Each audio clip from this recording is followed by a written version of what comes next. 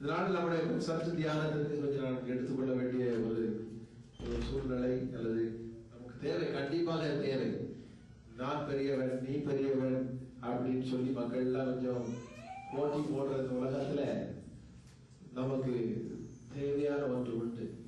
உபவாசத்தோடு அதை கொஞ்சம் கர்சனையாடு நம்ம அதை பார்ப்போம் என்று சொன்னால் தேவனுடைய தயை நமக்கு கொடுக்கப்படும். ஜெபிப்போமா?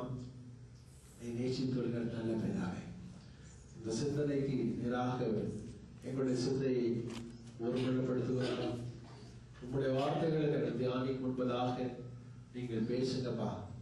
நீர் பேசுகிறத எனக்கு உணர கேட்க அதுபடி நடக்க கருமை செய்யுங்க.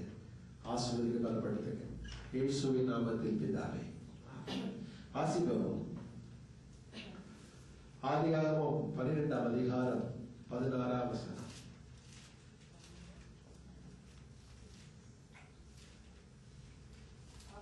He treated Abraham well for her sake. He had sheep, oxen, male donkeys, and female servants, female donkey and camels. அவன் நிமித்தம் அவன் ஆபிராமுக்கு தயை பாராட்டினான். அவனுக்கு ஆடு மாடுகளும் கழுதைகளும் வேலைக்காரரும் வேலைக்காரர்களும் கோழிகை கழுதைகளும் ஒட்டகங்களும் கிடைத்தது. யாத்திராகமம் 24:49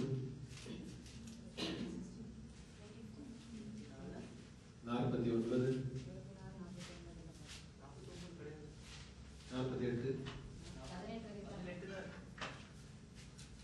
ஆதியாகமம் 24:49 Genesis chapter 24 verses 49. தலைகுனிந்து கர்த்தரை பணிந்து கொண்டு, நான் என் எஜமானுடைய சகோதரன் குமார்த்தியை அவர் குமாரனுக்கு கொள்ள என்னை நேர்வழியாய் நடத்தி வந்த என் எஜமானாகிய ஆபிரகாமின் தேவனாய் இருக்கிற கர்த்தரை ஸ்தோத்திரிக்கிறேன். இப்பொழுதும் நீங்களும் என் எஜமானனுக்கு தயையும் உண்மையும் உடையவர்களாக நடந்து மனதுள்ளவர்களானால் எனக்கு சொல்லுங்கள், இல்லை என்றால் அதையும் எனக்கு சொல்லுங்கள். அப்பொழுது நான் வலது புறத்தை ஆகிலும் இடது புறத்தை ஆகிலும் நோக்கி போவேன் என்றார். யாத்திராகமம் 33:19. Then he said, I will make all my goodness pass before you, and I will proclaim the name of the Lord before you. I will be gracious to whom I will be gracious, and will have compassion on whom I will have compassion.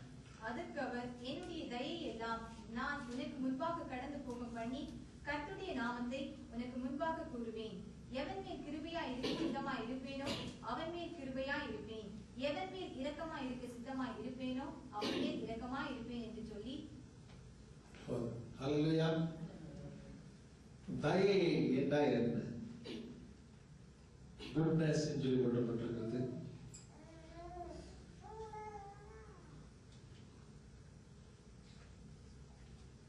உதவி என்று சொல்லலாம். Abraham சாராளை பார்த்து சொன்னார், நான் போகிற இடம்லாம் அவன் ஜீவனோடு இருப்பதற்கு நான் என்னுடைய சகோதரி என்று சொல்லுவேன். நீ அப்படி ஓகே சொல்லணும். அப்படி செஞ்சா எனக்கு நீ செய்கிற தாயை என்னோட உயிரை காப்பாற்றுறதுக்கு செய்கிற உதவி என்று சொல்றான். அவன் நிமித்தம் ராஜா அவனுக்கு ஆடுகளும் கழுதைகளும் வேலைக்காரனையும் கோழிகை கழுதையும் ஒட்டகங்களும் கிடைத்தது. எல்லாம் கொடுத்தாச்சு. பெரிய செல்வச்சியமான மாறிட்டான். என் எஜமானுக்கு தையும் உண்மையுடையவர்களா இருப்பேன்னு சொன்னா நாம சொல்றதுக்கு கீழ்ப்படுத்தி மனதுடையவர்களாய் வாங்க. அப்ப ஆண்டவர் நமக்கு தயை பாராட்டுன்னு சொன்னா அவளுக்கு நம்ம கீழ்ப்படியணும். அல்லேலூயா. இங்க மோசே ஆண்டவரத்தில் கேட்கிறான், உண்மை நான் பார்க்க வேண்டும், மகிமையை நான் காண வேண்டும். அப்படிதானே சொல்றாங்க. என்னுடைய தயை எல்லாம் நான் உனக்கு முன்னால் கடந்து வரும் பண்ணி, கொஞ்சம் தயை கொஞ்சம் அன்பு, நிறைய தயை நிறைய அன்பு. தயை என்று சொன்னால் தேவன் நமக்கு மேல் வைத்த கரிசனை, தேவன் நம்ம மீது வைத்த ஒரு பாசம், தேவன் நம்ம மீது வைத்த அன்பு, தேவன் நமக்கு வைத்த ஒரு கொள்ளையான பிரியம். சில சொல்றாங்க கண்மூடித்தனமான லவ் சொல்லுவாங்க. காதலுக்கு கண் இருக்கா மூக்கு இருக்கா, எப்படியோ லவ் பண்றாங்க, எதுக்கு லவ் பண்றாங்கன்னு தெரியல, கண்மூடித்தனமான லவ் அப்படின்னு சொல்றாங்க. தேவன் அளவு கடந்த ஒரு பாசம், அதுதான் கண்மூடித்தனமான சொல்லு. அளவு கடந்தாம ஒரு பாசம் வச்சுட்டாருன்னா அது தயையெல்லாம். தயையெல்லாம் சொல்லும்போது நம்ம முன்பதாக கடந்து வர பண்ணுகிறார். ஹல்லேலூயா.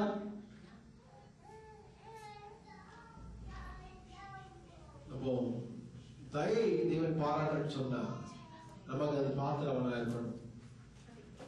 வேற இந்த தயை எப்படி போடப்பட்டிருக்கிறது பார்ப்போமா? எண்ணாகமம் 32:5. உம்முடைய கண்களில் எங்களுக்கு தயை கிடைத்ததானால் எங்களை யோர்தான் நதிக்கு அப்புறம் கடந்து போக பண்ணீராக. இந்த நாட்டை உமது அடிமைகளுக்கு காணியாட்சியாக கொடுக்க வேண்டும் என்றார்கள். Therefore they said, if we have found favor in your favor, favor, goodness, favor. யாத்திராகமம் 34:6. Exodus chapter 34:6. கர்த்தர் அவனுக்கு முன்பாக கடந்து போகிற போது அவர் கர்த்தர் இரக்கமும் கிருபையும் நீடிய சாந்தமும் மகா தயையும் சத்தியமும் உள்ள தேவன். The Lord passed before him, proclaimed, the Lord God, merciful and gracious, long suffering and abounding in goodness and truth. Okay. இதெல்லாம் தயை எப்படிப்பட்ட தயை? கர்த்தரே சொல்லுகிறார் அதை பற்றி. மோசே நடந்து பொழுது கர்த்தர் இரக்கமும் கிருபையும் நீடிய சாந்தமும் இந்த மகாதயை, சும்மா சாதாரண தயை இல்லை, கொஞ்சம் பாசம் இல்லை, அதிகமான பாசம், கொஞ்சம் ஃபேவர் இல்லை, அதிகமான ஃபேவர், மகா தயை, சத்தியமுள்ள தேவன். ஹல்லேலூயா. சத்தியமுள்ள தேவன் சத்தியத்தை மேய்ந்து கொள்ளும்படியாக அழைத்து வந்திருக்கிறார். சத்தியமுள்ள தேவன் நமக்கு சத்தியமாய் நிச்சயமாய் ஆசீர்வதிக்க வல்லவர். வானத்தின் பேரும் பேரிலும் பூமியின் பேரிலும் சத்தியம் பண்ணாதிருப்பீர்களாக சொல்லி வேதம் சொல்லுகிறது. இவரே சொல்றாரு. நம்ம யோசித்து பாருங்க, யார் சொல்லணும் அப்படி யோசிச்சு பார்த்தா மோசைக்கு தெரியாது ஆண்டவரை பற்றி. மோசைக்கு சொல்லலாம் நமக்கு தெரியுது, மோசைக்கு சொல்லலைன்னா மோசைக்கு தெரியுமா? ஆண்டவர் கடந்து யோசிப்பாங்க. வேற யாரும் சொல்லல ஆண்டவரை பற்றி. ஆண்டவரே அதுல ஸ்டேட்மெண்ட் கொடுக்கிறார். அவனுக்கு முன்பதாக கடந்து போகிற போது அவர் கர்த்தர், கடவுள் பிதாவானவர், கர்த்தர்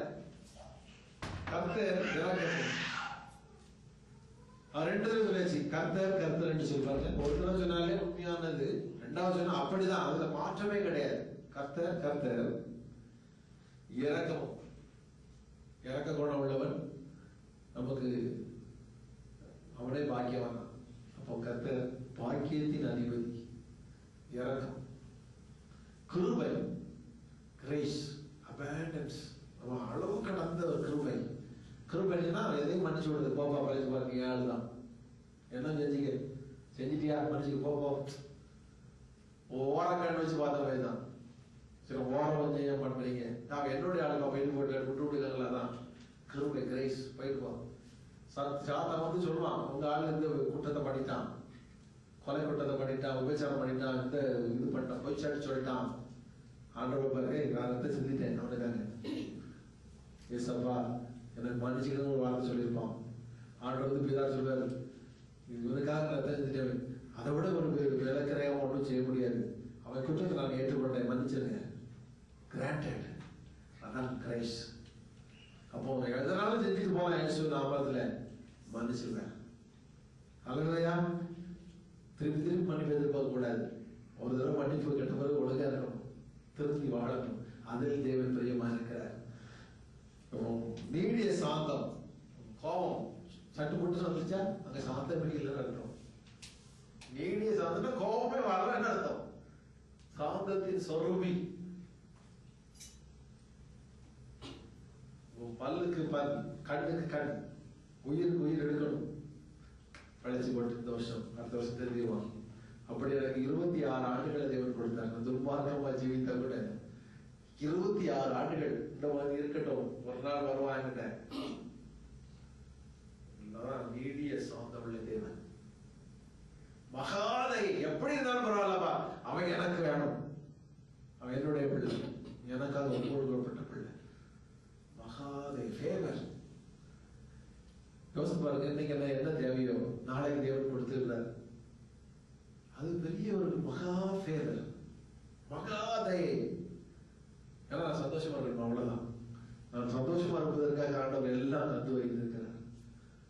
தேவன் கொடுக்கிறது அளவு கடந்த அளவு இருக்கு. நீங்க உங்களோட எஸ்டிமேஷன்ல எனக்கு இது போதும், ஒரு சின்ன ஒரு ஆசீர்வதிக்கப்பட்ட வாழ்க்கை போதும், என் கணவன் டெக்ஸ்ட்பூல் வந்தா போதும், என் கணவன் இந்த கூட்டத்துக்கு விட்டா போதும், என் கணவன் என்னோட கூட்டத்துக்கு வந்தா போதும், அப்படி சின்ன சின்ன ஆசைகள்லாம் வச்சிருப்பீங்க. கர்த்தர் அதெல்லாம் இல்ல, மகா தயவு. நீங்க நினைச்சு கூட பார்க்க முடியாத ஒரு வாழ்க்கை இருக்குதுங்க. ஆசீர்வாதமான வாழ்க்கை பூமியில இருக்கு, பரலோகத்தில இருக்குது. நம்புறீங்களா? நான் சவுதியில இருக்கும் போது கூட நினைச்சு பார்க்கல பகரீன் வருவேன். அப்போ தேவன் தயவு பாராட்டு, எதெல்லாம் விரும்புகிறோமோ அதெல்லாம் தந்து தயவு பாராட்டுகிறார். மகா தயவு. நல்ல ஒரு வேலையை தேடுறோமா, அது தந்துட்டாருன்னா அது தயவு. தரலையா நம்ம தயவை கேட்கணும். நம்ம கண்மனால தெரியும் இந்த படிப்புக்கு இவ்வளவு சம்பளம் வரைக்கும் மேக்சிமம் வாங்கலான்னு. அதையும் தாண்டி 10 மடங்கு தந்தாருன்னா தயவு. மகா ஃபேவர் ஃப்ரம் தி லார்ட். மகா இறக்கம், மகா தயவு. அந்த தேவன் மோசேக்கு காட்சி கொடுப்பதற்கு முன்பதாக மோசே கேட்கிறான், உண்மையில மகிமை நான் பார்க்கணும் ஆண்டவரே. அவன் கேட்கலன்னா பார்க்கவே மாட்டான், பார்த்திருக்க மாட்டான். கேட்கணும் ஆண்டவர்கிட்ட, உங்களுடைய தயவை நான் பார்க்கணும், உங்களுடைய கிருபையை நான் பார்க்கணும், உங்களுடைய முகத்தை பார்க்கணும். என்னுடைய முகத்தையே தேடுங்கள் என்று சொன்னீரேன், உங்களுடைய முகத்தையே தேடுவேன். ஆண்டவர் சொல்றாரு, என்னுடைய முகத்தை தேடுங்கப்பா. சங்கீதக்காரன் தாவீது சொல்றான், உங்களுடைய முகத்தையே தேடுவேன் சொல்லி தேடுங்கள் என்று சொன்னீரேன். நல்லா கவனிங்க, தேடுங்கள் என்று சொன்னீரேன், உங்களுடைய முகத்தையே தேடுவேன். அவர் சொல்லிட்டார், என் முகத்தை தேடுங்கள். சொல்றான், உண்மையே நான் தேடுகிறேன், கண்டுகொள்ளலாம். மோசேக்கு அக்னி ஜுவாலையிலிருந்து பேசுகிற தெய்வம், அக்னி தான் இருக்குது, இருந்து பேசுகிறார். பாதரட்சி கழுத்து போடு, நீ இருக்கிற இடம் பரிசுத்த பூமி. மலையில அக்னியில இருந்து பேசுகிற தேவன் சொல்கிறார், அந்த இடம் பரிசுத்த பூமி என்று சொல்லி இந்த நாள்ல மக்கள் ஆலயத்தை கட்டி வச்சிருக்காங்க. அங்க காலில் செருப்பு போட்டு போய் வர்ஷிப் பண்ணிட்டு இருக்கிறாங்க. அது பரிசுத்த பூமி இல்லையா? இல்லை, தேவன் அங்க இல்லை. அப்படிதானே அர்த்தம். என் நாமத்தில் எங்கே 2 பேரோ 3 பேரோ கூடுவீர்களோ அவர்கள் நடுவில் இருக்கிறேன் என்று சொல்ற தேவன். நம்ம போற இடத்துல தேவன் இறங்கி கிரியேஷன் சொன்னா, மோசையோடு பேசின தேவன், மோசையை முகமுகமாய் பார்க்கும்படியாக கிருபை செய்த தேவன் சொன்னதை மறந்து போகக்கூடாது. அல்லையா? அவரை நம்ம பார்க்கணும். யாரை பார்க்கணும்? கல்யாணம் கட்ட முன்னாடி கணவனும் மனைவி இணைக்கப்பட முன்பதாக தகப்பனார் பெண்ணிட்ட சொல்றாங்க, ஒரு மாப்பிள்ளை பார்த்திருக்கேமா, இல்ல தகப்பனார் சொல்றாரு, ஒரு பெண் பார்த்திருக்கேன் பையன் சொல்றாரு. பையனும் பொண்ணு மாப்பிள்ளை எப்ப பார்க்கலாம்னு துடிச்சுக்கிட்டு இருப்பாங்க. என்னைக்கு என்கேஜ்மெண்ட், என்னைக்கு பார்க்கலாம். அப்படி இல்லைன்னா அவங்களுக்கு கல்யாணம் அவசியம் கிடையாது. அப்படித்தானே? பார்க்கணும், எப்படிப்பட்டவரோ யாரோ. அதே போல நம்ம இயேசுவை பார்ப்பதற்கு காத்திருக்கணும். சகைவு இயேசுவை பார்க்கும்படியாக எப்படிப்பட்டவரோன்னு சொல்லி பார்க்க ஓடி வந்தார். உள்ள மறந்தவர்கள் அப்படியே இருக்கல. நம்மளோட நாளில் ஆவிக்குரிய விசுவாசத்துல குறைஞ்சவர்களா இருக்கலாம், நம்ம புதியதாக இயேசுவை தெரிஞ்சவர்கள் இருக்கலாம், நம்மளோட வளர்ச்சி கம்மியா இருக்கலாம். சொன்னாங்க பெரியல், நம்மளாம் எல்கேஜி கிண்டர் கார்டன் கொஞ்சம் கம்மி தான், ஆனாலும் அப்படி கூட தான் ஏறணும். ஹல்லேலூயா!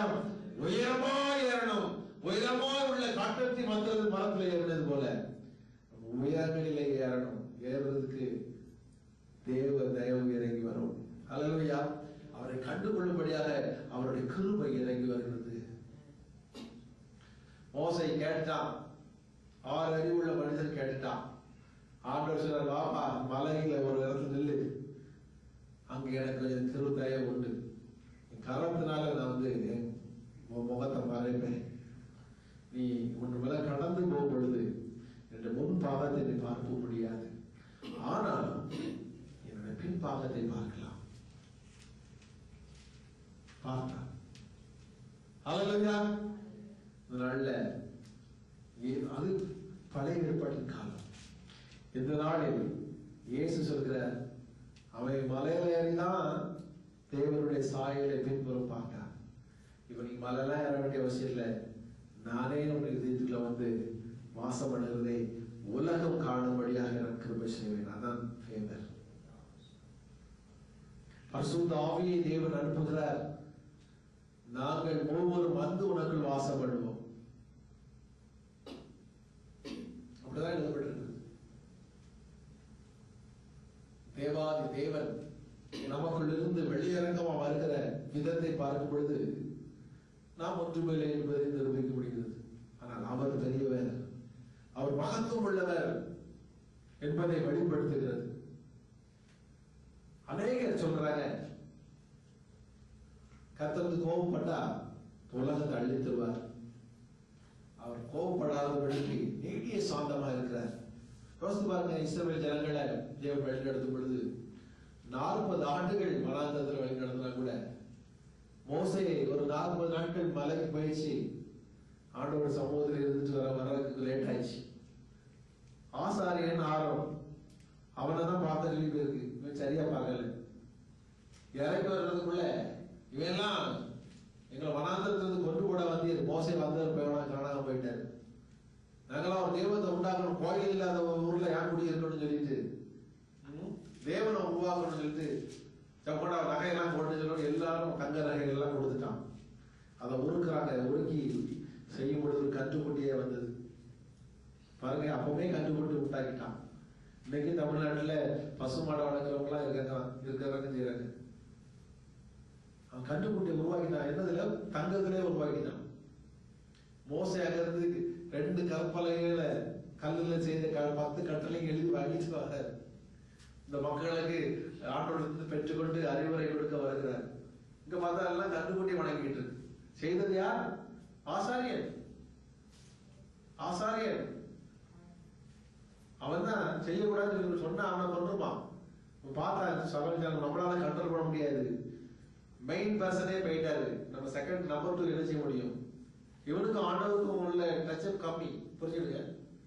மோசைக்கும் கர்த்தருக்குள்ள டச்சப் வேற. ஆரோனுக்கும் மோசைக்கு தவிர ஆரோனுக்கு கர்த்தருக்கு இல்லை. கான்டாக்ட் மாறிடுச்சு. அதனால இவனை கண்ட்ரோல் பண்ண முடியல. அவன் செஞ்சு கொடுத்தான். வணங்கு வணங்கு. ஆரோனும் தேவனை தரிசிக்கல. தேவனை கண்டிருந்தான்னா வழிவிட விலக விட்டுருக்க மாட்டான். மோசை இறங்கி வருகிறார். கோபம், தேவ கோபம் மோசை மூலம் வழிபெறாக வருகிறது. 2 கற்பலகைக்கு வீசுறான். அது ஃபயர் ஆயிடுச்சு.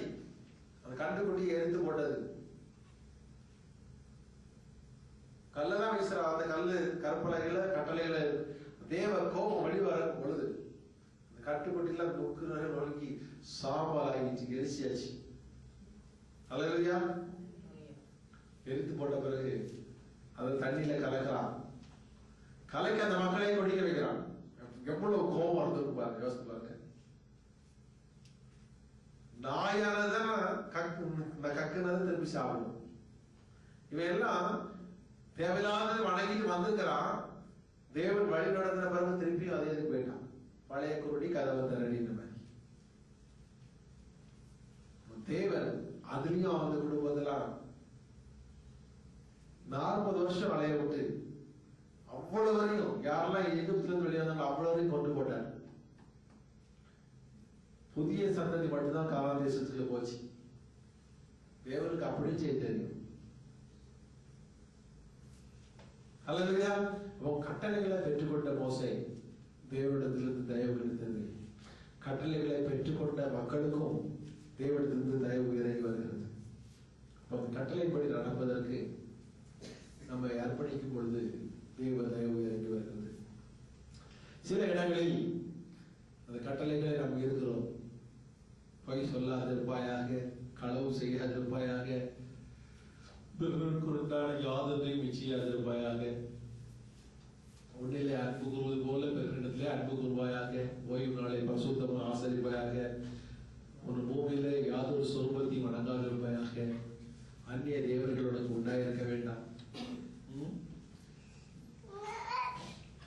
இதெல்லாம் நமக்கு தெரிஞ்சது. அப்ப அதன்படி நம்ம வர முடியல. அப்ப அடுத்த தேவ தயவு நமக்கு கிடைக்கும். தயவு வந்துச்சுன்னா ஒன்று இதுலலாம் உங்களை மன்னிச்சிருப்பார், அந்த சிந்தனையை எடுத்துக்கொண்டிருப்பார். இரண்டாவதாக வாசிப்போம்.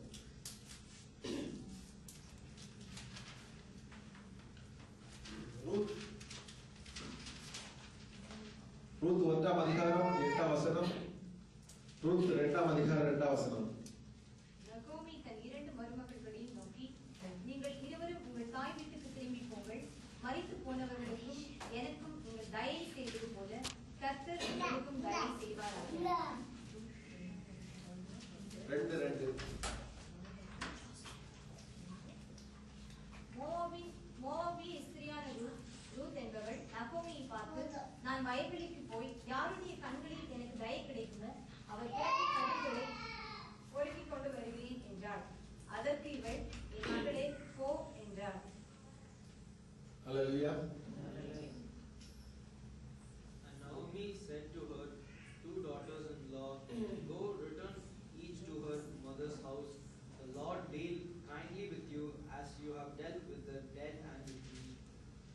So Ruth the Moabitess said to Naomi, Please let me go to the field and glean heads of grain after him, in whose sight I may find favor. And she said to her, Go, my daughter.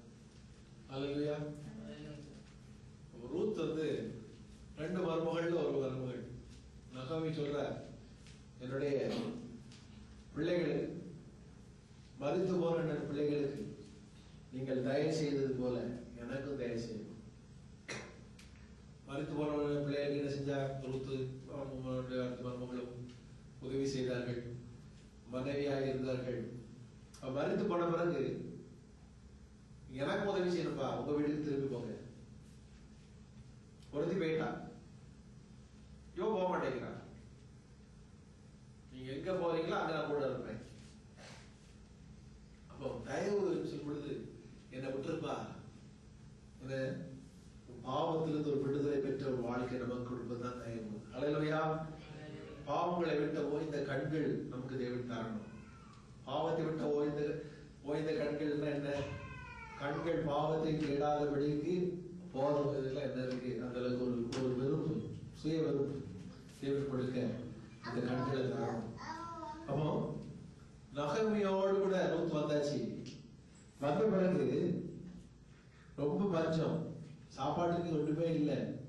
சொல்லுற, நான் வயல இருக்கிற இடத்துல நான் போறேன், யாரு கண்ணில் எனக்கு தயவு கிடைக்கிறதோ, எந்த வயலில் உள்ளவங்க, சிலர்லாம் வயலில் இறங்கும் போது சத்தம் போடுவாங்க, நம்ம இறங்காதம்மா, இந்த வயலில் இறங்கக்கூடாது, வேற வயல் போ, நாங்க எடுக்கணும். அது சாபம். அதை விட்டுறணும். எடுத்துக்கமா வேண்டிய அளவுக்கு விட்டாங்க, அது ஆசீர்வாதம். இது கர்த்தர் பார்க்கிறார், நியாயாதிபதி கர்த்தர். அப்போ அங்கே போவாஸ் அங்கே பார்க்கிறார், நீ எடுத்துக்கமான்னு சொல்லி அங்கே இடம் கொடுக்கிறார். ஒரு இறக்க போன பாவம் வந்து அந்நிய தேசத்துல வந்திருக்கிறார், நம்ம நாட்டுக்கு வந்திருக்கிறார், பெற்றுக்கொள்ளட்டும். இறக்கமும் தயையும் ஒன்றே ஒன்று முத்தம் செய்கிறது. ஹல்லேலூயா. தேவ கிருபை நம்மை சூழ்ந்து கொள்ளும் பொழுது, காருண்யம் ஒரு கிடகத்தினாலே சூழ்ந்து கொள்ளும் பொழுது, அவர் நம்மை ஆசிரியத்து உயர்ந்த அவரே நம்மை காருண்யம், அவருடைய காருண்யம் நம்மை அறியவனாக்கும். கொஞ்சம் உண்மையானதான், எல்லாத்தையும் உண்மையானதான். அவர் நம்மை நீதிமான ஆசிரியத்து அவர் காருண்யம் கிடகத்தினாலே சூழ்ந்து கொள்கிறார். அவருடைய காருண்யம் நம்மை பெருமையவனாக்கும்.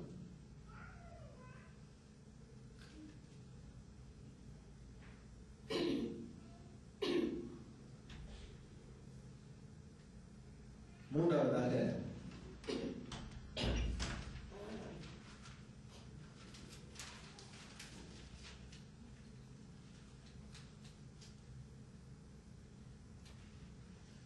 ஒன்று சாமுவேல் 20ஆம் அதிகாரம் 3ஆம் வசனம்.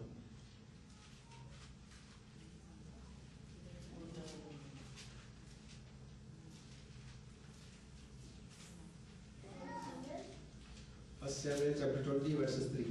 Then David took an oath again and said, Your father certainly knows that I have found favor in your eyes. And he has said, Do not let Jonathan know this, lest he be grieved. But truly as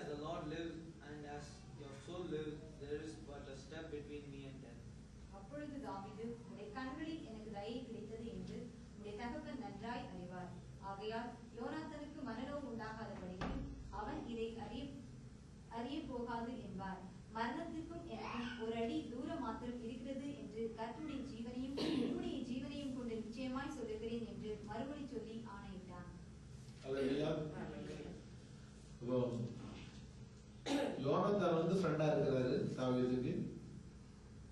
ஆனா அவங்க அப்பாவுக்கு தெரியும், யோனத்தானுக்கு தெரியாம தான் தாவீதை செய்ய முடியும். யோனத்தானுக்கு தெரியாம தான் தாவீதை கொல்ல முடியும். அங்கே முயற்சி நடக்கிறது. ஆனாலும் மரணத்துக்கும் தாவீதுக்கும் இடையில எத்தனை அடியா? அவன் சவுல் இதுல இருக்கிறாருன்னா தாவீது இருக்கும்போது அந்த ஒரு அடி ஓங்கி குத்துறதுக்குள்ள கர்த்தர் தாவீதை எடுத்து மாற்றி அமைக்க முடியும். அவ்வளவு க்ளோஸ், ஒரு அடி தூரம் தான். எப்போனாலும் தாவீதுக்கு மரணம் ஏற்படலாம். ஆனாலும் கர்த்தர் காத்துக்கொண்டார். அதான் கிருபை. அல்லேலூயா. அதான் தயை. கர்த்தருடைய ஜீவனையும் உம்முடைய ஜீவனையும் கொண்டு சொல்கிறேன். தாவீதுடைய ஜீவனை சொல்லல, இது சத்தியமா உண்மையானது. தேவனுடைய ஜீவனையும் யோனத்தானே உன்னுடைய ஜீவனையும் கொண்டு நான் சொல்கிறேன். என் உயிர் வந்து ஊசலாடி கொண்டிருக்கிறது, ஒரு அடி தூரம் தான். அதுலயும் தேவன் காத்து வழி நடத்தினார். அல்லையா? அதுதான் பெரிய இறக்கம். நம்முடைய வாழ்க்கையில சொல்லலாம், எல்லாமே இழந்து போயிட்டேன், வருமானத்துல குறைவுபட்டுட்டேன், சரீரத்துல குறைவுபட்டுட்டேன், சந்தோஷத்துல குறைவுபட்டுட்டேன், எல்லாமே எனக்கு போயிட்டு, நம்பினவர்கள் எல்லாம் கைவிட்டுட்டாங்க, இனி நான் என்ன செய்வேன், இன்னும் எப்படி வாழ்வேன்? உங்களுடைய கண்களில் எனக்கு தயவு கிடைக்கணும் ஆண்டவரே. இயேசுவே, உங்களுடைய கண்களில் எனக்கு தயவு கிடைக்கட்டும். ஒரு விசேஷித்த அனுபவத்தை தாங்க. நான் சவுதி விட்டு வரும்போது வீட்டை அப்படி சும்மா கொடுத்துட்டேன். 3 ஏசி, பெட்ரூம், ஒரு பெட்டு, கபோர்டு, டிவி, கேபினட் எல்லாம் காஸ்ட்லி. இது கிச்சன் ஐட்டம் அப்படியே கம்ப்ளீட்டா கொடுத்துருது. இது யாருக்காவது கொடுங்க, இல்லை நீங்க எடுத்துக்கணும்னு சொல்லுவாங்க. 6 மாதம் கழித்து 8 மாதம் கழித்து என் கையில வெறும் 5000 ரூபாய் கொடுத்தாங்க. அதெல்லாம் கேட்கல, ஆனா வச்சுக்கிட்டு கொடுத்தாங்க. டிவி கேபினட் எடுத்துக்கிட்டேன், அதோட ரேட்டு 5000 இல்லை 500 போயிட்டு அதை நான் ஃபுல்லாக தந்துட்டேன். மற்றவங்களாம் பொருள் உங்க பேரத்துல வாங்கிட்டு போனாங்க. ரைட், ஓகே, இலவசமா போயிடுச்சு. கர்த்தர் இன்னைக்கு இலவசமாக கொடுத்து வைத்திருக்கிறார். ஹல்லேலூயா. இங்க மட்டும் இல்ல, இந்தியாவிலே இலவசமா கொடுத்து வைத்திருக்கிறார். இந்தியாவில் பார்க்கும் பொழுதும் வீடு, காரு, பங்களா அனைத்தும் வீட்டுக்குள்ள பொருள் இலவசமாக கிடைத்தது. இங்கும் அனைத்தும் இலவசமாக கொடுத்திருக்கிறார். ஒரு இடத்துல இலவசமா கொடுத்துட்டோம், திருப்பி கர்த்தர் இலவசமா இன்னும் எங்கெல்லாம் போறோம் அங்கெல்லாம் வீட்டுல பொருள்களும் தேவன் இலவசமாய் தருவார். அதான் தேவனுடைய தயவு, தேவனுடைய இரக்கம். ஹல்லேலூயா. இன்னொரு வாசிக்கலாம். 2 சாமுவேல் 9:7. ദാവീദ് അവനോട്, ഭയപ്പെടേണ്ട, നിന്റെ അപ്പനായ യോനാഥാന്റെ നിമിത്തം ഞാൻ നിന്നോട് ദയ കാണിച്ച് നിന്റെ അപ്പനായ ശൗലിന്റെ നിലമൊക്കെയും നിനക്ക് മടക്കി തരുന്നു. നീയോ നിത്യം നിന്റെ മേശയെങ്കിൽ ഭക്ഷണം കഴിച്ചുകൊള്ളണമെന്ന് പറഞ്ഞു. And David said unto him, Fear not, for I will surely show thee kindness for Jonathan thy father's sake, and will restore thee all the land of Saul thy father, and thou shalt eat bread at my table continually. தாவீது அவரை பார்த்து, பயப்படாதே, தகப்பனாகிய யோனத்தான் நிமித்தம் நான் நிச்சயமாய் உனக்கு தயை செய்து உன் தகப்பனாகிய சவுலின் நிலங்களையெல்லாம் உனக்கு திரும்ப கொடுப்பேன். நீ என் பந்தியில் நித்தம் அப்பம் புசிப்பாய் என்றான். 2 சாமுவேல் 9:3 சொல்லப்படுகிறது, தேவன் நிமித்தம் நான் சவுலின் குடும்பத்திற்கு தயை செய்ய பொருட்டு அவன் வீட்டார் யாதொருவன் இன்னும் மீதியா இருக்கிறானா என்று கேட்டதற்கு சீபா ராஜாவை பார்த்து, இன்னும் யோனத்தானுக்கு 2 கால்களும் முடமான ஒரு குமாரன் இருக்கிறார். யோனத்தான் வந்து தாவீதுக்கு ஃப்ரெண்டு, தாவீதின் உயிரை காப்பாற்றுவதற்கு முயற்சி செய்த நண்பர். அந்த சவுலின் குடும்பமா இருந்தா கூட எல்லாரும் அழிக்கப்பட்டாயிடுச்சு. யாராவது இருந்தா அவருக்கு நம்ம உதவி செய்யணும். அந்த தாவீது பாராட்டுகிற தயை. அவர் சொல்றாங்க பார்த்து, நீ பயப்படாதப்பா, அவன் அழைத்து கொண்டு வந்தாச்சு, நீ பயப்படாத. ஒரு தகப்பனாக யோனத்தானின் நிமித்தம் நான் நிச்சயமாக உனக்கு தயை பாராட்டி தயை செய்து ஒரு தகப்பனாகிய சவுலின் நிலங்களை எல்லாம் உனக்கு திரும்ப கொடுப்பேன். பாருங்க, ராஜ சொத்தெல்லாம் திரும்பி புடுங்கியாச்சு, திரும்பி கொடுக்கிற இடமா இருக்கிற ஒருவனுக்கு யோசித்து பாருங்க, ஒன்றுமே இல்லாத ஒருவனுக்கு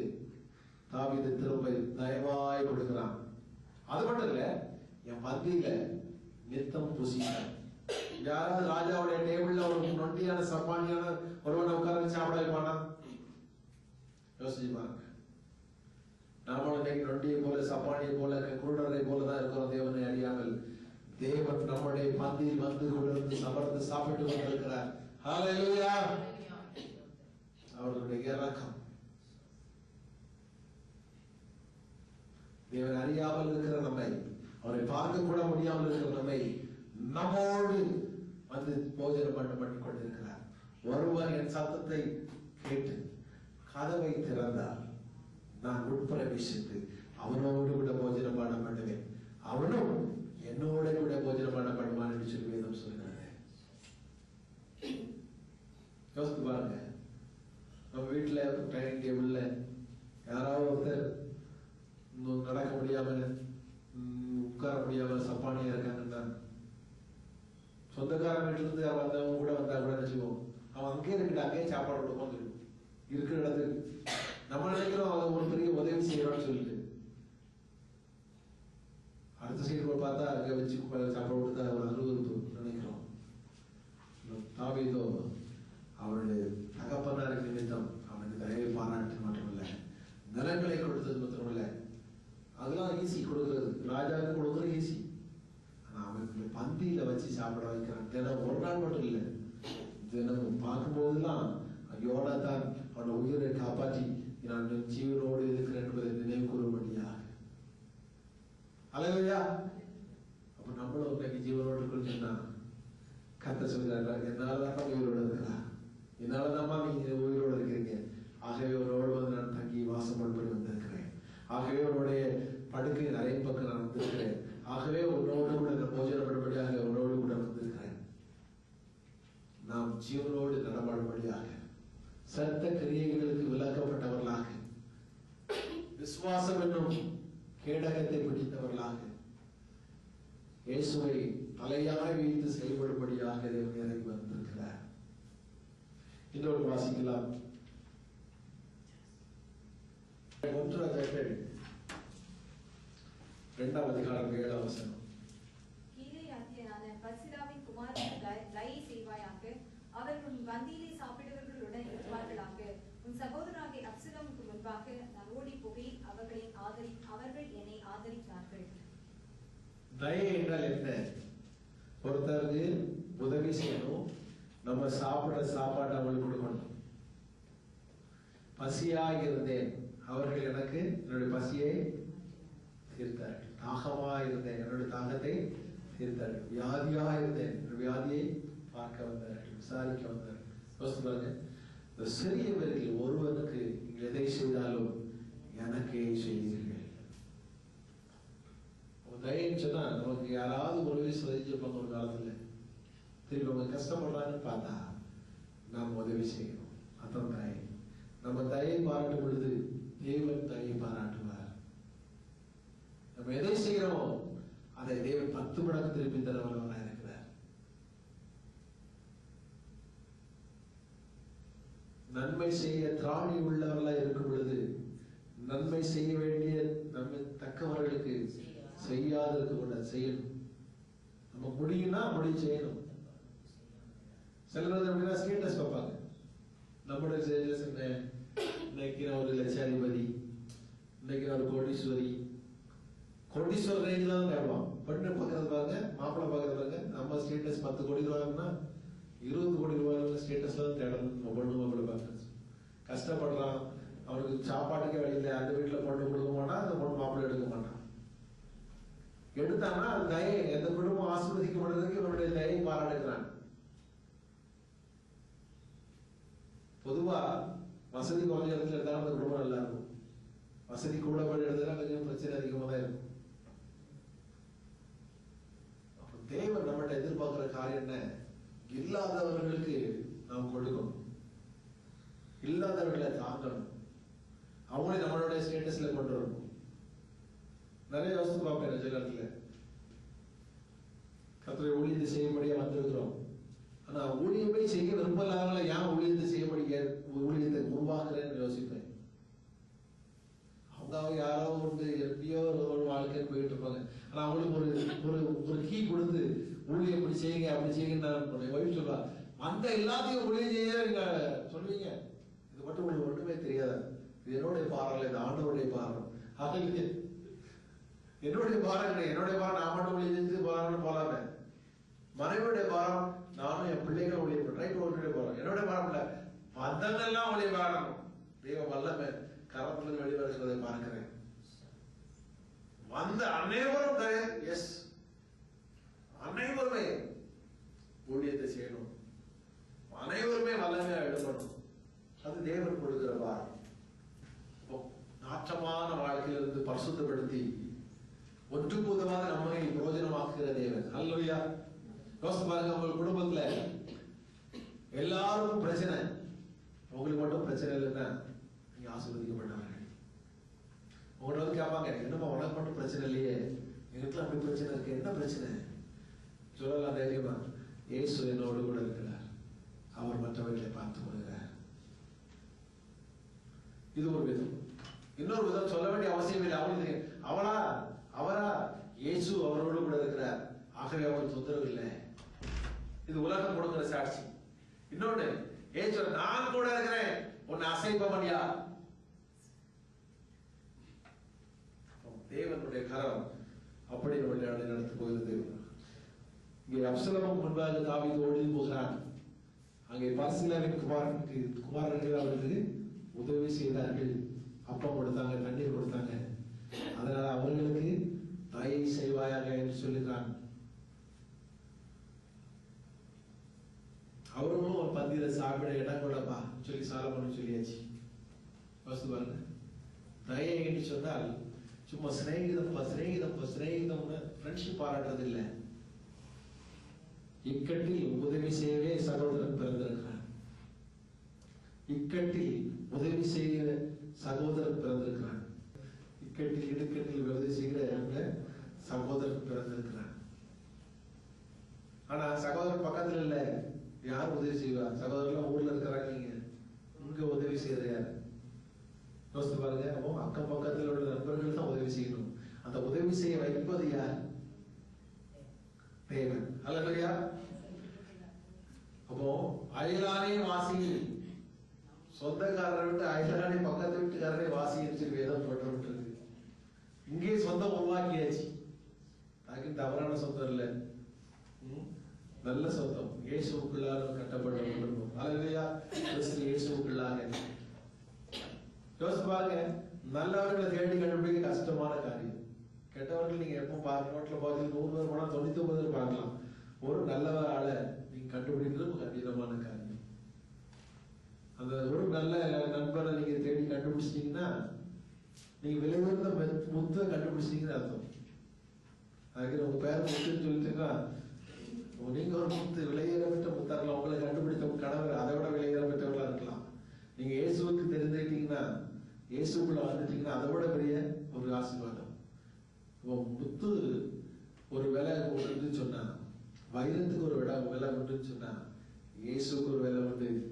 அவர் நம்ம இருதயத்தை கொடுக்கணும். அவ்வளவுதான். இயேசுக்கு வேலை ஈஸி, காசு பணம் கிடையாது. நம்ம இருதயத்தை ஆண்டவர்களே உங்களுக்கு தருகிறேன், என்னோட இருதயத்துல வந்து தங்க மாட்டவரே, என்னோடு வசிக்க இடம் கொடுக்கிறேன். அப்படி அர்ப்பணிக்கும் பொழுது அவர் தயவு பாராட்டுகிறார். முழு ஊரே பற்றி இருந்தால் கூட நீங்க சந்தோஷமா இருப்பீங்க. எனக்கு ஒன்றும் வராது. ஒரு சொல்லலாம், அங்க பிரச்சனை உனக்கு அந்த பிரச்சனை எப்போ வரலாம் சொல்லலாம். நீங்க தைரியமா, அது என்னை பற்றாது, என்னை நெருங்காது, நான் உலகத்திலிருந்து வேறுபடிக்கப்பட்டவன். தேவ தயவு எனக்கு இருக்கிறது, தேவ ஈவு எனக்கு இருக்கிறது. அவர் பாதுகாத்துக் கொள்வார். இன்னொரு வாசிப்போம். நெகேமியா 9ஆம் அதிகாரம் 25ஆம் வசனம்.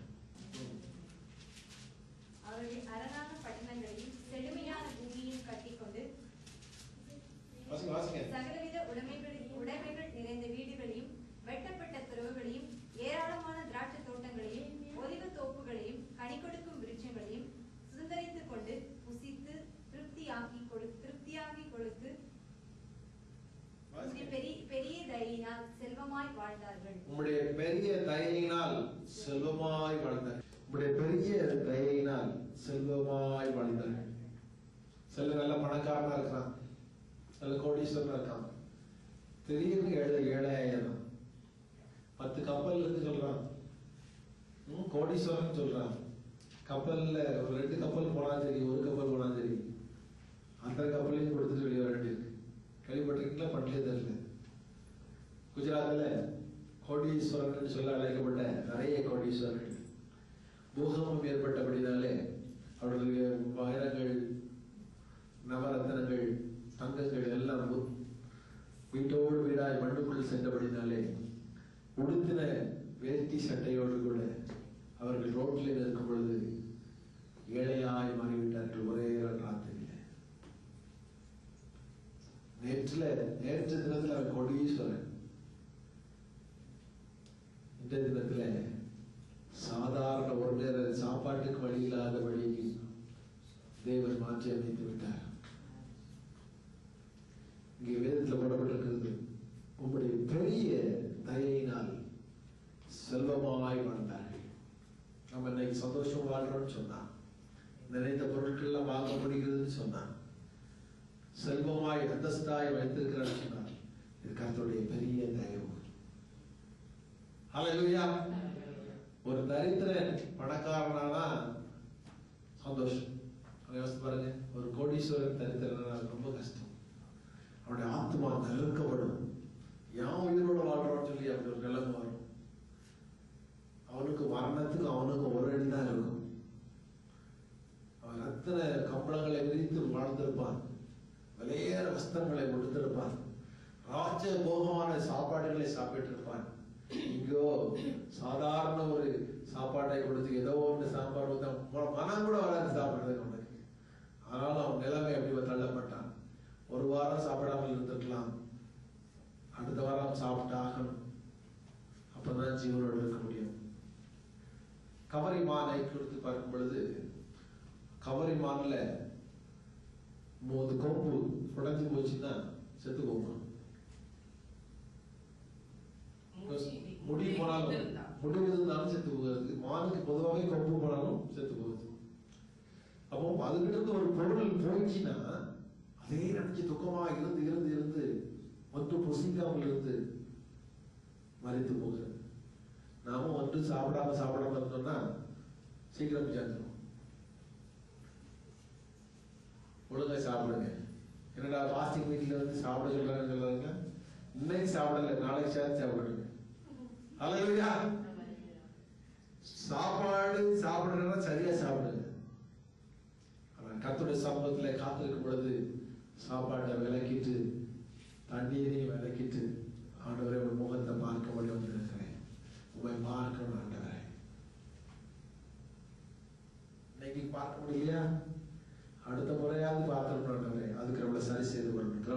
கிரவுண்ட் லெவல் நல்லா அப்படிதான். இன்னைக்கு ஆண்டவருடைய ஒன்று பெற்றுக்கொள்ள முடியலன்னா விட்டுற மாட்டேன், அடுத்த நாள் கேட்பேன். அடுத்த ஆலயம் பொழுது, அடுத்த ஃபாஸ்டிங் பெரிய பொழுது அதுக்கு என்ன அதுக்குள்ளே சரிப்படுத்தி கொண்டு வருவேன். அப்போ அதை பெற்றுக்கொள்கிறேன். வாசிக்கும் ஒரு வசனத்தையும்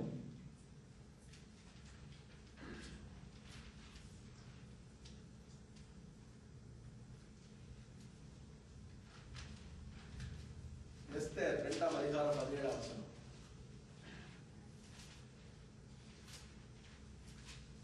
ராஜா சகல ஸ்திரீகளை பார்க்கிலும் எஸ்தர் மேல் அன்பு வைத்தான். சகல கன்னிகளை பார்க்கிலும் அவளுக்கு அவன் சமூகத்தில் அதிக தயையும் பற்றமும் கிடைத்தது. ஆகையால் அவன் ராஜ பீடத்தை அவள் சிரசின் மேல் வைத்து அவளை வஸ்தியின் ஸ்தானத்திலே பட்டத்து ஸ்திரீயாக்கினார். And the king loved Esther above all the women, and she obtained grace and favor in his sight more than all the virgins, so that he set the royal crown upon her head and made her queen instead of Vashti. രാജാവ് എസ്തേറിനെ സകല സ്ത്രീകളെക്കാളും അധികം സ്നേഹിച്ചു. സകല കന്യകമാരിലും അധികം കൃപയും പക്ഷവും അവളോട് തോന്നിയിട്ട് അവൻ രാജകിരീടം അവളുടെ തലയിൽ വെച്ച് അവളെ വസ്തിക്ക് പകരം രാജ്ഞിയാക്കി. தேவ தயவு இறங்கும் பொழுது நம்ம கிரீட சூட்டப்படுகிறது.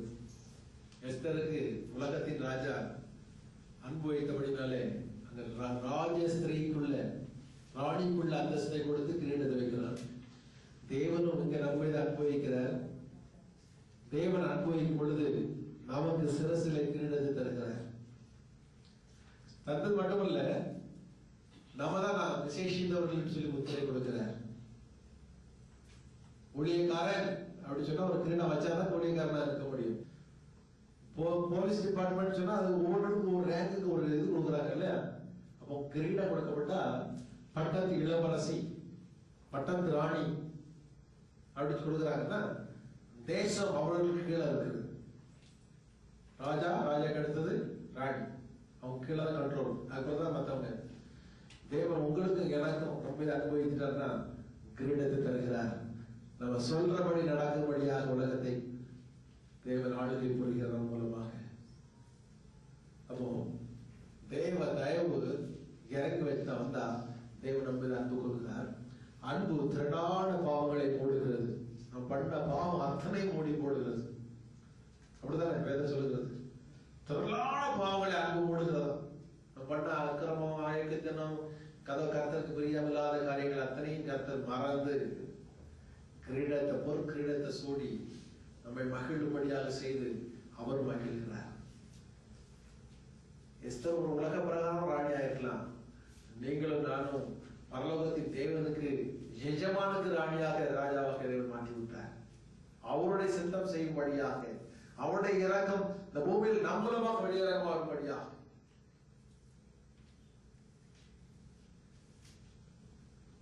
இன்னொரு வசனத்தை வாசிப்பேன். எஸ்தர் 5ஆம் அதிகாரம் 2ஆம் வசனம்.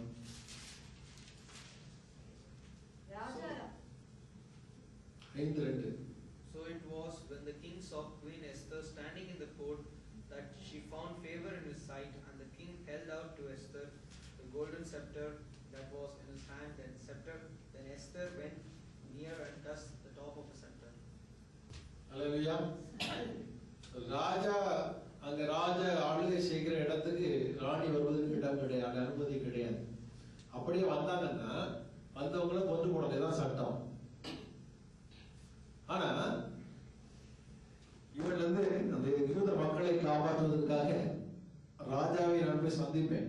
நீங்கெல்லாம் உபவாசம் இருக்க, 3 நாட்கள் உபவாசம் இருக்க, நானும் உபவாசம் இருக்கிறேன்.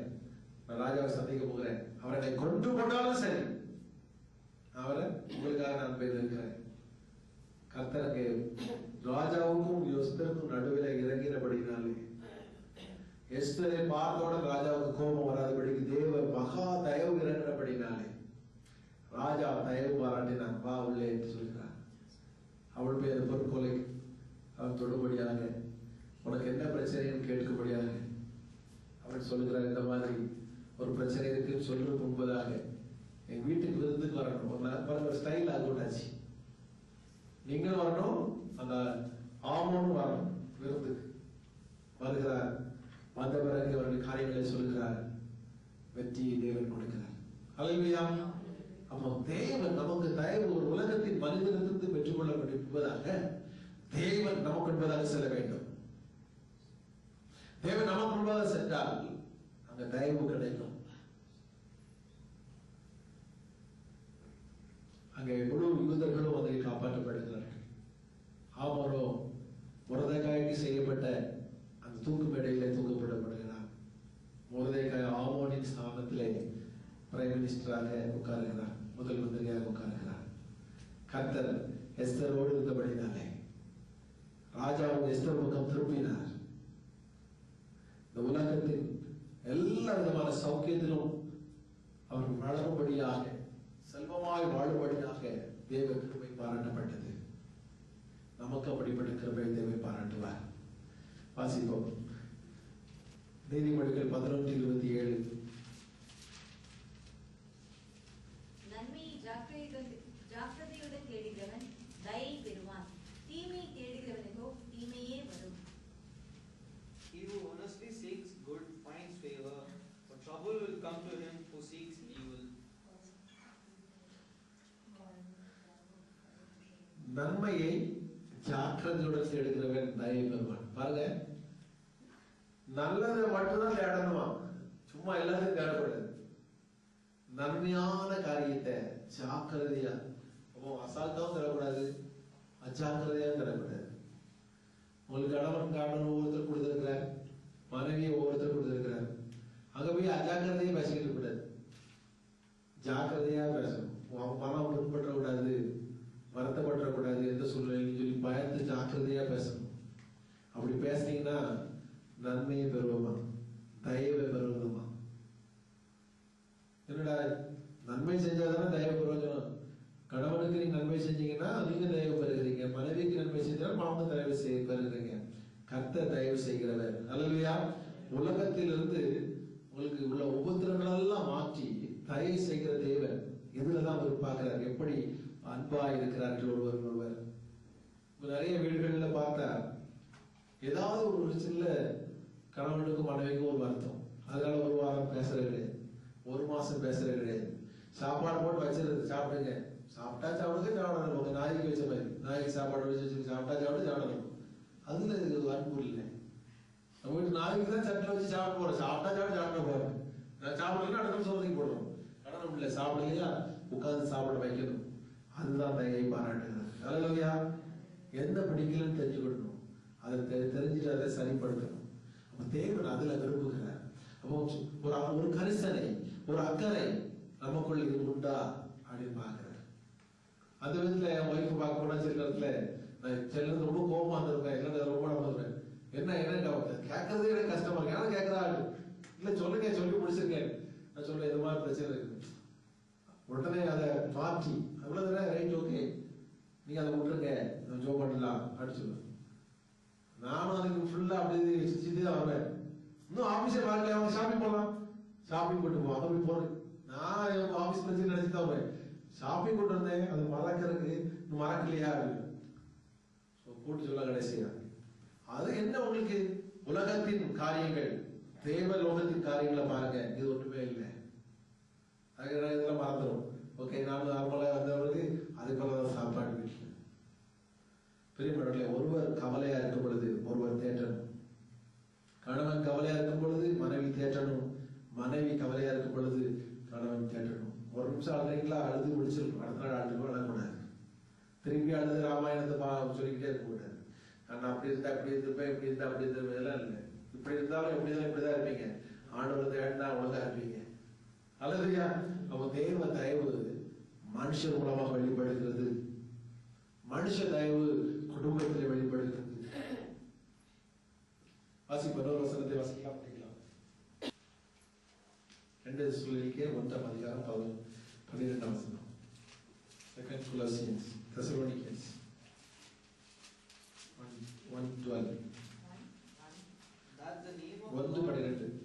That the name of the Lord Jesus Christ may be glorified in you, and you in Him, according to the grace of our God and the Lord Jesus Christ. நம்முடைய தேவன் உங்களை தமது அழைப்புக்கு பாத்திரராகவும் தமது தயவுள்ள சித்தம் முழுவதையும் விசுவாசத்தின் கிரியையும் பலமாய் உங்களிடத்தில் நிறைவேற்றவும் வேண்டும் என்று எப்பொழுதும் உங்களுக்காக வேண்டிக் கொள்கிறோம். இங்க ஜெபம் பண்றோம், தயவு தேவன் கொடுக்கட்டும் சொல்லிட்டு. நீதியின் தயவும் பின்பற்றுகிறவன் ஜீவனையும் நீதியையும் மகிமையும் கண்டடைவான் என்று சொல்லி நீதிமொழிகள் 21:21 வாசிக்கிறோம். நம்ம பின்பற்றணும், நீதியும் தயையும் பின்பற்றணும், செய்யணும்.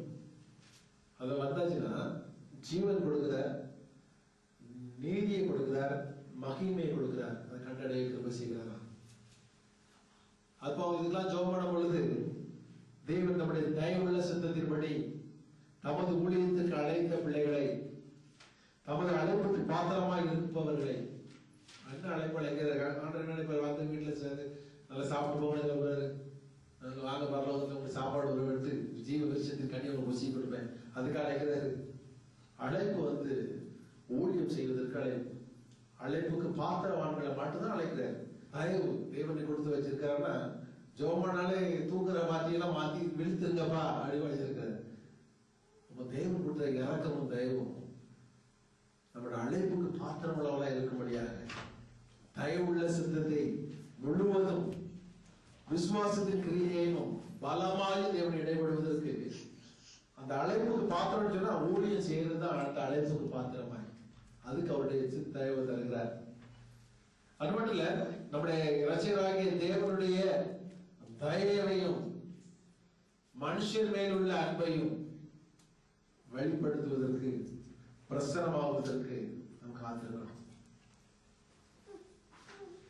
1 பேதுரு 2ஆம் அதிகாரம் 1ஆம் வசனம் சொல்கிறது, இப்படி இருக்க கர்த்தர் தயவுள்ளவர் என்பதை நீங்கள் ருசி பார்த்தது உண்டானால், வாசிங்க 1-2 வசனங்கள்.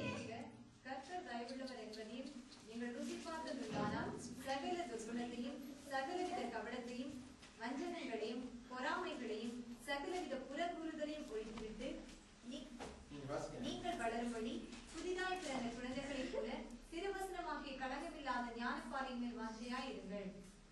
அல்லேலூயா. தேவனுடைய தயவை ருசி பார்க்கணும்னா என்ன செய்யணுமா? தேவையில்லாதெல்லாம் விட்டுறணும். தமிழ் வாசிங்க அந்த என்னெல்லாம் கூட சொல்லியிருக்கு, சகல துர்க்குணம். துர்க்குணம்னா நமக்கு என்னென்ன தெரியலன்னா ஒண்ணுமே செய்ய முடியாது. துர்க்குணம்னா என்ன? நல்ல குணம்லாம் என்ன? துர்க்குணம்னா என்ன? நல்ல நற்குணம்லாம் தெரிஞ்சாதான் துர்க்குணம்னா என்ன தெரியும். நல்லது எது கெட்டது தெரிஞ்சாதான் துர்க்குணங்கள் தவறான குணங்கள் தெரியும். நற்குணம் எது? நற்குணம் நற்குணம் நல்ல குணம் சொல்றோம். நல்ல குணம்பா சும்மா சொல்லணும். வீட்டுல ஒரு கிளாஸ் தண்ணி கொடுத்து நல்லா சாப்பாடு போட நல்ல குணம் சொல்லிடுறோம். ஆவியின் கனி அன்பு, சந்தோஷம், சமாதானம், சாந்தம், தயவு, இச்சையடக்கம், நீடிய பொறுமை, விசுவாசம், இதெல்லாம் அந்த 9 தன்னுடைய நற்கனி இயேசுக்கு சொந்தம். அவர் நமக்குள்ள இருப்பார் என்று சொன்னார். நல்ல குணம். இப்ப இயேசு இல்லைன்னு சொன்னா அது துர்க்குணம். அல்லையா? இயேசு இருந்தால் நற்குணமா மாற்றுகிறார். இயேசு இல்லைன்னு சொன்னால் அது துர்க்குணமா மாறுகிறது. இப்ப அந்த நல்ல குணங்களை உள்ளவராக இருப்போம்னு சொன்னா தேவனுடைய தேவன் கர்த்தர் தயவு உள்ளவர் என்பதை ருசி பார்க்க முடியுமா? கர்த்தர் நல்லவர் என்பதை ருசித்து பாருங்கள். அவர் மீது நம்பிக்கையாக இருக்கிற மனுஷன் பாருங்கள், அவருடைய தயவை ருசி பார்த்து உண்டானால் இதெல்லாம் விட்டுருவோமா? நற்குணத்தை மட்டும் பிடிச்சு விடுமா? அப்ப நல்ல விதைகளை மட்டும் பிடித்து கொண்டு அதையே சிந்தித்து கொண்டு, புண்ணியம் எதுவோ புகழ் எதுவோ அதையே சிந்தித்துக் கொண்டிருக்கணும். இதை சிந்தித்துக் கொண்டிருக்கும் பொழுது தேவ தயவு நம்ம மீது இறங்கி வரும். அல்லேலூயா. இந்த நாளிலிருந்து தேவ தயவு நம்ம மீது இறங்கி வர போகிறது. அல்லேலூயா. எல்லாரும் ஜெபிப்போமா? அப்பா, உடைய கிருபைக்காக ஸ்தோத்திரம். இயேசுவே, உடைய அன்பிற்காக ஸ்தோத்திரம். நீர் எங்களில் வசிப்பதை இந்த உலகம் காண போறதைக்காக ஸ்தோத்திரம். நீ எங்களுக்கு கொடுத்த தயவுக்காக உமக்கு ஸ்தோத்திரம். உடைய தயவுள்ள சித்தத்திற்காக ஸ்தோத்திரம். உடைய சித்தம் உள்ளவர் என்பதை தகப்பனே, நீ தயவு உள்ளவர் என்பதை அப்பா உடைய சித்தம் ஒரு வாழ்க்கையில் நிறைவேறுகிறது என்பதை உணரும்படியாக ருசி பார்க்கும்படியான கிருபைகளை தருவீராக. கர்த்தாவே, குடும்பம் ஆசீர்வதிக்கப்படும்படியாக, கர்த்தாவே சபைகள் ஆசீர்வதிக்கப்படும்படியாக, கர்த்தாவே சமுதாயம் ஆசீர்வதிக்கப்படும்படியாக, தேசம் ஆசீர்வதிக்கப்படும்படியாக தயவை வெளிப்படுத்துவீராக, தயவை பாராட்டுவீராக. சிநேகிதம் உள்ளவர்கள் சிநேகிதம் பாராட்ட வேண்டும் என்று சொன்னீரேன். தயவுள்ள தேவன் எங்கள் மத்தியில் தயவை பாராட்டும் பொழுது நாங்கள் மற்றவர்களுக்கு தயவு பாராட்ட முடியாத கருமைகளை தருவீராகப்பா. இறக்கத்திலே வளரும்படியா புதிதாய் பிறந்த குழந்தைகள் திருவசனங்கள் ஞானப்பாலில் வளர்வது போல தேவையில்லாத காரியங்களை விட்டுவிட்டப்பா. தெளிந்த புத்தியுள்ளவர்களாய் உடைய சமூகத்தில் சேர கிருபைதாங்க. பலப்படுத்துங்க. நாளிலே உடைய கிருபை பிரசனம் அளவில்லாமல் இறங்கி எங்களை பெரியவர்களாக மாற்றப்படுவதற்காக, செல்வ சீமாட்டிகளாய், செல்வந்தர்களாய், செல்வ சிறப்பாய் வாழும்படியாக நீ திருப்பி தருவதற்காக ஸ்தோத்திரம். முந்தின சீரை பார்க்கிறோம், பிந்தின சீர் நற்சீரா உண்டாகும் என்று சொல்லிடப்பா. உண்டாவதா பெரிய காரியங்களை செய்து இயேசுவின் நாமத்தில் பின்னாடி. ஹல்லேலூயா.